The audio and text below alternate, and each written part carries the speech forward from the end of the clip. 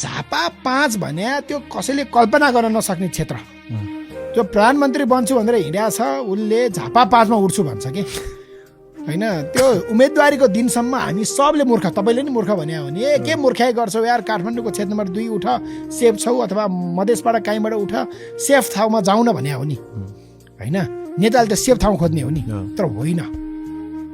म सबैभन्दा नेपालको अप्ठ्यारो ठाउँमा जान्छु भनेर जुन दिन भने नि, मैले त पहिलोचोटि सुनेको दिन अलिक धेरै अगाडि सुनेको थिएँ। मलाई गणेश कार्कीले झापा 5बाट उठ्ने भनेर भने, मैले होइन होला उठ्दैनन् भन्ने, 2बाट उठ न काठमाडौँ 2बाट भन्ने थियो मेरो बबाल भयो। त्यो 8 बबाल, त्यो 8 बबाल त्यसले भत्काउँछ। त्यति साहस चाहिन्छ हैन, लिडरसिपमा साहस हो नि, आशा हो नि होइन। त्यो साहस उनले एउटा इन्टरभ्यूमा अस्ति भनेको थिए नि, के अरे लिगल्ली मैले जेएनजीको लागि गर्न सक्ने भनेको झापा 5बाट उम्मेदवारी दिनु हो। तिमी झापा 5बाट किन उठ्यौ भनेर उनलाई प्रश्न सोधियो र उनले के उत्तर दियो भने, मैले लिगल्ली जेएनजीलाई न्याय गर्न सक्ने भनेकै लिगल्ली क्षेत्र नम्बर 5बाट उठ्नु हो भने क्या, झापा क्षेत्र नम्बर 5बाट उठ्नु हो।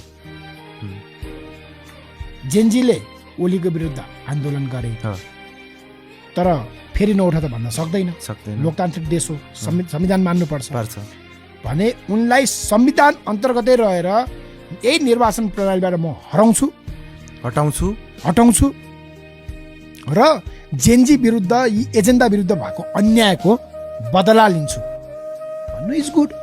साहसी नेतामा हुने गुण के हो त सर? नेता यो देश नेताले बनाउने होइन है, होइन रहेछ है।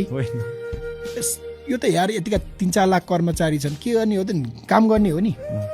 नेताले मोटिभेट गर्ने हो, आशा जगाउने हो, ठोक्ने हो, आवश्यक पर्दा ठोक्ने हो, आवश्यक पर्दा अँगालो मार्ने हो, होप देखाउने हो। बालेनमा त्यो क्यारेक्टर देख्छु मलाई। भत्काउने भने चाहिँ जे कुरा भत्काउनु पर्छ यिनले त्यो भत्काउँछन्। बनाउने भन्ने कुरामा बनाउने त आम नागरिकले हो,